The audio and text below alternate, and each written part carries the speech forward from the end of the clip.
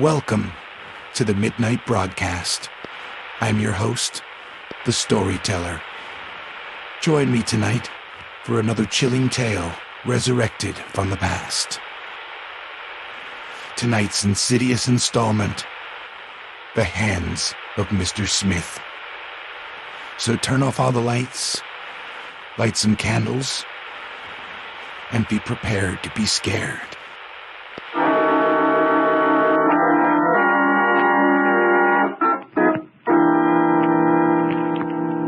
Midnight.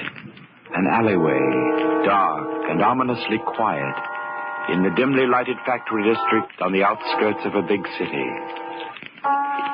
In the black shadows, two men wait, their hats pulled down over their eyes, their hands tense in their overcoat pockets. Suddenly, one of the men leans forward in the velvet darkness to peer down the deserted street. I don't see him, Russ. He'll be along. I can hardly wait to get my hands on that dough. Yeah. Hey, look, Russ. My hands. The way they're shaking. Take it easy, Tiny. It's funny. Every time I wait and stick up a guy, my mitts get shaking like this. You keep them paws under control. Oh, sure. I'm not kidding. Oh, I won't do nothing. I won't touch the guy. Remember that. But why don't he come, Russ? Get back here. But where is he? I can see the factory door, but he ain't come out yet. Get back here, I said. Okay. Listen. A car's coming. Cops. Huh? Police car. A couple of lousy cops. Shut up. But maybe they'll spot our car. Maybe they'll stop and start looking around. I said shut up. Oh, look, they're going by. They ain't stopping. Stand still. They turned the corner. Oh, that's better. Gee. Now my hands are shaking worse than ever. I told you to keep them big paws quiet. I'm trying to, Russ. A guy can't do more than that. Don't do it. When this cashier comes along, keep your hands in your pocket, and you won't be tempted. I'll remember. I won't touch him, Russ. Here he comes. Are you sure? That's him. He's all alone. He just came out of the factory. He's carrying something. A paper bag. He's got the dough in a paper bag. This is one trip to the bank he ain't never going to finish. Steady now. Okay, mister, get him up. Well, who are you? Get him up, the man said. Take the bag, Tiny. Don't shoot. I won't yell. He won't yell, he says. Take that bag, Tiny, you sap. I don't like this guy. Keep your hands down, Tiny. Give me that bag. Sure. I said I would. How much is in here? $3,000. 3,000. Listen, you punk. Stop. Go of me. Cut it out, Tiny. But only 3,000, he said. Stop. You're joking. I don't like you. Let go of him, Tiny. But I don't like him.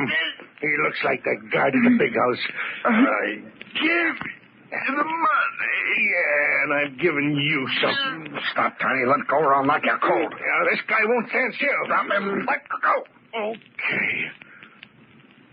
Okay. I'll let him go. You killed him. Huh? You killed him, you sap. He's dead. But he looked just like that guard that slugged me. Get in the car. We're going to leave him here? Get in the car, I said. Where's the door? I got it. Get in. Move. Address him laying there. Suppose them cops come back. Shut the door. We're getting out of here.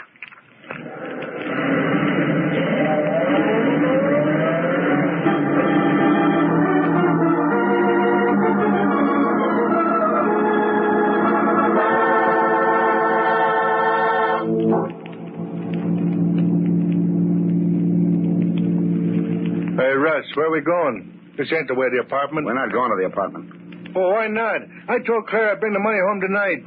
Keep watching that rearview mirror. There ain't no cops on our trail. But where are we going, We're Russ? ditching this car, you dope. Oh, yeah. Sure, we don't need this hot jalopy no more tonight. I thought I told you to keep your hands off that cashier. Oh, now listen, Russ. We had this stick up in the bag, but you had to go and scrag the guy. I didn't mean to kill him, but there was something about him, and once I got my mitts on his throat... I know you can't make those big paws behave. I'm sorry, Russ. I had my rod on him. All you had to do was take the bag, get in the car while I knocked him cold, and we had smooth sailing. I said I was sorry, Russ. You're always sorry. But look. Look, we got the $3,000, didn't we? We're in the clear. Nobody saw us. Nobody heard us. What do you mean, us? I didn't kill him. Hey, What's the matter? back there. I think a prowl car just turned the corner. Oh, is it? No. That ain't no prowl car. Just a black sedan like this one. It pulled up the curb. We'll turn off at the next corner, brain. Plenty deserted around here. Why don't we stop here? Going a little further along where it's darker. Yeah, Claire's going to wonder what's happened. I said I'd be at the apartment by 12:30. Claire will know soon enough. Yeah. Wait till I show her the $3,000 we got. Wait till she hears about the murder. Oh, I won't tell her tonight. No, she can read it in the morning papers. Yeah. Hey, you know, we're getting kind of far out of town. When are we going to stop? Right here. I'll pull off the road. Okay. I'll leave her here. Yeah, that's a good spot. Not even a house in sight. Give me your gun, Tiny. My gun? Your gat. Give it to me. But what for? To keep you out of trouble. Now listen, Russ. Now, we're leaving this car. We're walking to the nearest bus line. If there's a cop on the bus and he looks at you twice, you're going to start shooting, so hand over your rod. Okay, here it is. That's better. And now, Tiny, give me the money. Huh? The paper bag with the money. Hand it over. Hey, what is this? Give me the money, Tiny. Oh, sure. Here it is. Come on, now let's get out of this car. Sit still. Huh? You're staying here. Wait a minute. Keep those hands quiet. Hey, Russ, what's that gun? You're pointing it right at me. You said it. I'm washed up with you, and so's Claire. Claire? Yeah, Claire, your wife. She's fed up to the teeth, so am I. You and Claire... Oh, so that's why you didn't drive the apartment. That's why you came way out here. You and Claire crossing me up. You're figuring I'm bumping me off? That's right. Give me that gun. You bet I will.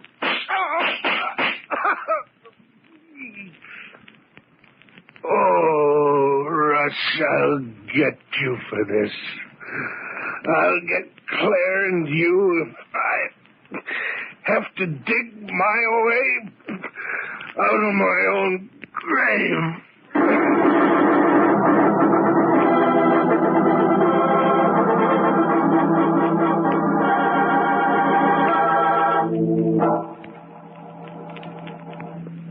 We've got to beat it, Russ. We've got to pack up and beat it out of here tonight. What, at 2 o'clock in the morning? Not on your life. We're staying here until this whole thing blows over. But that cashier, maybe the cops have found him already. They're bound to find him soon. They're bound to find Tiny. What of it, Claire? They can't connect it up with you and me. I'm scared, Russ. Suppose Tiny wasn't dead. Suppose he drove the car back here to the apartment somehow. You must believe in ghosts. He said he'd get us, didn't he? He said he'd get us if he had to dig his way out of his own grave. Oh, I shouldn't have told you that. Come on. Let's get out of here. Nothing doing, Claire. We're staying right here. Come on, baby. Unlock the trunk. The trunk? Sure. We'll hide the dough in your trunk until this whole thing blows over. Come on, honey. Unlock it. It is unlocked. This lid is kind of rusty, huh? There we are. I'll shove this $3,000 under all these clothes. Those are Tiny's clothes. Oh, come on. Relax, Claire. Now let me lock it. Wait!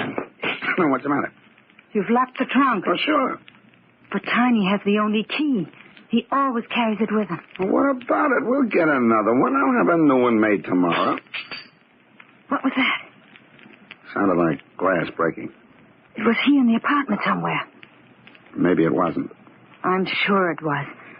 Sounded like it came from the bathroom. Well, let's find out. Wait a minute. What for? Have your gun ready. My gun? That window in the bathroom. Maybe Tiny climbed up the fire escape. Oh, will you forget, Tiny? He's dead, I tell you. Come on. Let's find out what that noise was. There, you see? There's no one in the bathroom. The window's open. I closed it and locked it tonight before you and Tiny left. Oh, now listen, Claire. Look. Look, there on the windowsill. What's the matter now? Blood. Blood on the windowsill. Yeah. And here, on the floor, more of it. I tell you, Tiny did come back. He drove that car back here, climbed the fire escape, and he's hiding here in the apartment waiting to kill us. Quiet, Claire, quiet. I'm getting out of here. Oh, no, you're not. You go flying down the street at this time of night, and some cop will pick you up as sure as my name's Rogers. But that blood on the sill, on the floor, the window open. Oh, wait a second.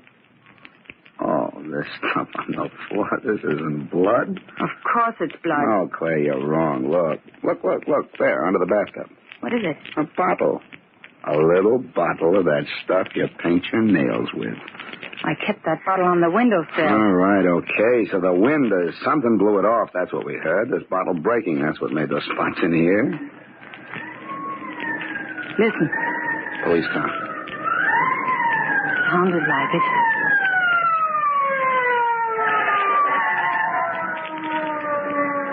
Stopped in front of the building. Someone going out. Come on, living room. Suppose they followed Tiny here. Suppose he drove the car back here. Will you stop talking about Tiny? Put out the lights. What for? Put out the lights, Claire. All right. I'll peek under this window shade and see where that police car is. Are they out front? Yeah, they are. 2 cops in front of the building. What are they doing? They're looking at a car. What car? A black sedan parked in front of the building. You said the car you used tonight was a black sedan. All right, there's a million black sedans in this country, Mike. But why are the cops looking at the one out front? Why are they putting their flashlights on the running board? Why are they looking inside? How do I know? Because Tiny drove it here. He isn't dead. You didn't kill him. He drove that car back here, climbed the fire escape, and he's in the apartment somewhere waiting to get it. Somebody at the door. So what are you going to do? Open up. Police. Open up, Smith. We want in.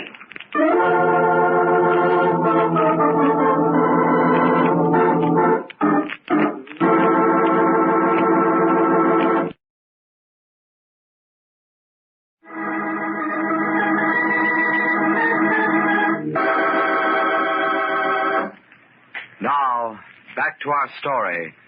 The Hands of Mr. Smith.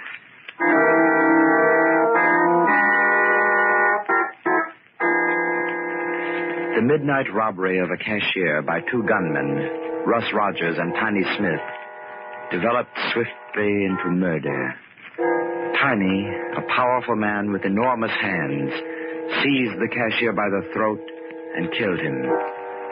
Rogers, furious at his partner's stupidity, then shot Smith and left him in the black sedan in which they had made their getaway. With the stolen money, Rogers hurried to Smith's apartment. There, with Smith's wife, Claire, he hid the money in an old trunk. Suddenly, a police siren sounded outside the building. Then the buzzer to the Smiths' apartment hummed like an angry bee. Somebody's at the door. Open up, Smith. The police. What are we going to do? Put on the lights. You going to give yourself up? Let me handle this. Put on the lights. Okay. Open up in there, Mr. Smith. We want in. Just a minute. I'm coming.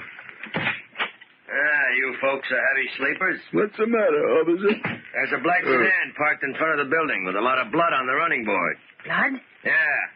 All over the running board and a lot more inside. Well, what's it got to do with us? We don't own a car. You don't, huh? No. Maybe you know whose car it is then. Take a look out the window. I already did. I thought you just got out of bed. I did. I heard the siren out front, came in the living room, and looked out the window. I went back to put on some clothes to go downstairs and find out what it was all about. Who owns that car out front? I don't know. I never saw it in my life before. Where's the janitor to this joint? Janitor? Well, I don't know. He probably... Mr. Monks and his wife live in the basement. There's nobody home. Sometimes the Monks stay overnight with Mrs. Monk's sister. She lives over in Glendale somewhere. Do the monks own a car? Not that I know of. Who lives in the apartment above this one? Let's see. An old bachelor. A man named Weaver. Maybe that black sedan belongs to him. We wouldn't know. Okay, folks. Sorry to get you out of bed at this time in the morning. That's all right, officer. I'll go up and talk to this Weaver guy. Maybe that stuff on the running board ain't blood, huh? It's blood, all right. Good night. Good night, officer. You're lying to me, Russ. That black sedan out front is the one you killed Tiny. Now listen, Claire. Tiny didn't die. He drove the car back Oh, here. I tell you, you're nuts. Tiny's dead. That car in front of the building only looks like the one I used tonight. Then how do you explain the blood on the running board? How do you explain the blood inside? I can't explain it. I can, because it's the car you shot Tiny in. He came back here. He's hiding in the apartment somewhere, waiting to kill us. He said he'd dig his way out of his own grave to get it. Oh, what a sap I was to tell you that. Let's get away, Russ. Let's beat it out of here. And leave that $3,000 locked in the trunk? Why did you have to lock that trunk? I told you Tiny had the only key. And I told you I'd have another key made in the morning. Listen. I heard it. Somebody's out in the kitchen. Oh, don't be a sap. There's no one in this apartment but you and me. Then what was that noise? I don't know. Probably the cat knocked over something on the kitchen table. There it is again. I tell you, Tiny's here. And he's dead. He's dead. Do you hear me? In that car, 2 miles away. Wait. Where are you going? I'm going out in the kitchen. Don't leave me alone. I'm not leaving you alone. You're coming with me. Maybe you believe in ghosts. I don't. Come on. Look. Look, in the bedroom. Oh, it can't be. That's impossible. I knew it. I knew he'd come back. But it can't be. It can't be Tiny. We're seeing things. Why doesn't he say something? Why doesn't he do something? Why does he just lie there on the bed? I'm going in the bedroom. No, don't go near him. I'm going to get the key to that trunk. Don't touch him, Russ. Don't go near him. But Tiny has the key. You told me I got to get it out of his pocket. We'll get the money and beat it. He isn't breathing. His eyes. I can't look at them. All right, steady now. I'll slip my hand in his pocket. I got it. I got the key. Hello, Russ. Let go of my wrist. I said I'd come back, Russ. Let go of my wrist. Drop the key. Claire, get the gun out of my back pocket. A gun won't help you, Russ. You ought to know that now. You're breaking my wrist. Then drop the key on the bed. Okay. I dropped it. That's my pal. Claire. Don't come near him, Claire. Take the key, Claire. Don't come near him, I tell you. Pick up the key. Come around on the other side of the bed and get it. Yes, Tiny. You've always been a good wife, Claire. Take the key. The money we got tonight belongs to you. Tiny, with this money, we can all get away. Sure we can. Pick up the key. Don't be afraid. All right. I will. Now. Stop! Let go of me! Now we're all together again. Your hand is breaking my wrist. We're all together again. You and me and Russ. Russ! Why don't you do something? Yeah, Russ. Why don't you do something? I can't even move. These big hands of mine, they're better than a gun. They can hold you two here, maybe forever.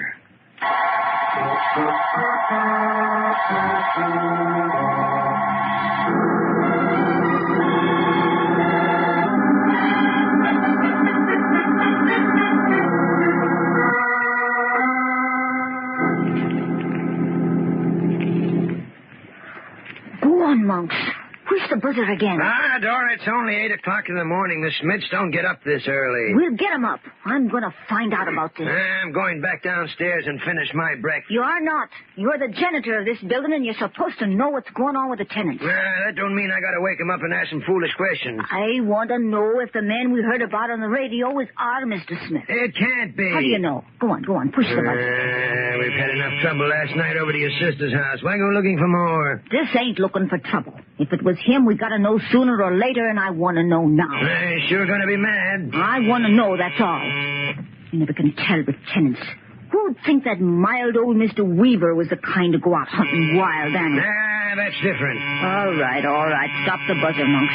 You've buzzed long enough to wake the dead. For crying out loud, Dora. This is a fine way to start the day. I haven't Try the door. I haven't... The door, Monks. Go on, try it. Maybe it's unlocked. All right. Hey. It is unlocked. Well, go on, open it. Go on in.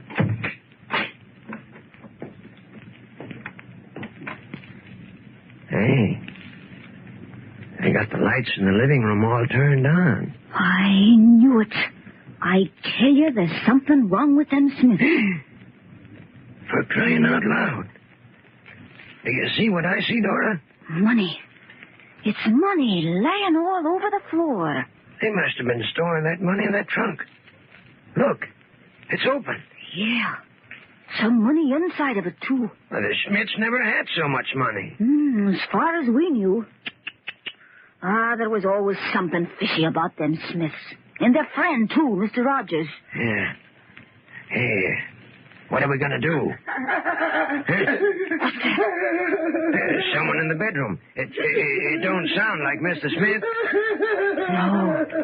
No, that's not Mr. Smith. Come on, let's get out of here. Are you crazy? We're going to find out what's the matter here. We're going into that bedroom. No, be careful, Dora. There's no telling who it is. Wait. Don't go no further. Hey, it's Mr. Rogers. Yes. What in the world's happened to him? Listen to what he's saying. That car with blood all over it, that was Tiny's car. He came back. Oh, he must have seen Mr. Weaver's car outside with all the blood on it. You'd better tell that old gent that he's scaring the other tenants. It's none of our business if he wants to go off shooting wild animals, but to bring him home dripping blood, it's enough to scare the wits out of anyone. Blood dripping. It was Tiny's blood. Now, Mr. Rogers, that was deer blood. Mr. Weaver's upstairs went hunting yesterday. No, make them let me go. Make them take the cuffs off. Cuffs? Tiny did it. He clamped me to the bed. You're not clamped to the bed, Mr. Rogers. Your sleeve's caught in the rod at the edge of the bed. Monks, look at his hair. He didn't have white hair when he was here yesterday. What happened, Mr. Rogers? What happened to you? Tiny did it. He put his hands around her throat. Tiny did it. Oh, he's out of his head. Dora, it's true. On the other side of the bed, Mrs. Smith. She's on the floor. Oh, maybe she's fainted. No, there's marks on the neck. Say, Rogers, cut the act. Maybe you killed her. Tiny did it. With his hands on her throat, make him get off the bed. Make him get off the bed and open these cups. Make him get off the bed. There's no one on the bed, Mr. Rogers. Don't lie to me. I can see him. He's right in front of me lying on the bed. But, Mr. Rogers, the bed's empty. The spread hasn't even a wrinkle in it. But I see him. It's Tiny, I tell you. It couldn't be Mr. Smith. Even if something was there, it couldn't be Mr. Smith. It couldn't? No, he was killed. Police found him with 4 bullets in him. He was in a black sedan, they said.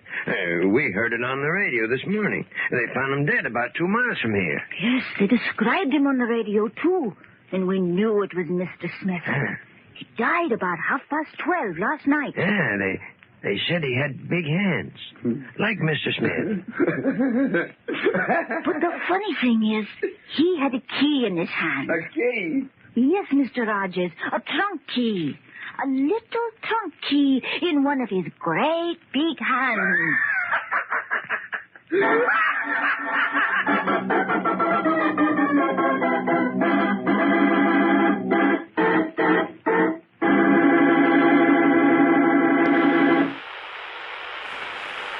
I hope you've enjoyed tonight's tale. Tune in again next week for another chilling classic tale on the Midnight Broadcast. Good night, sleep tight, and don't let the bed bugs eat you alive. Underneath the moonlit sky, where shadows dance and demons lie, the clock strikes 12, the hour is near. A tale of terror we bring right here.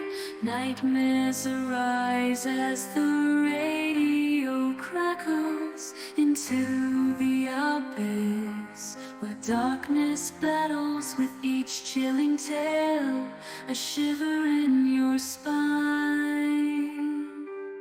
Welcome to the Midnight Broadcast. It's time. Echoes of the past, whispers in the wind, In every tale, a mystery to transcend. Ghosts and ghouls that come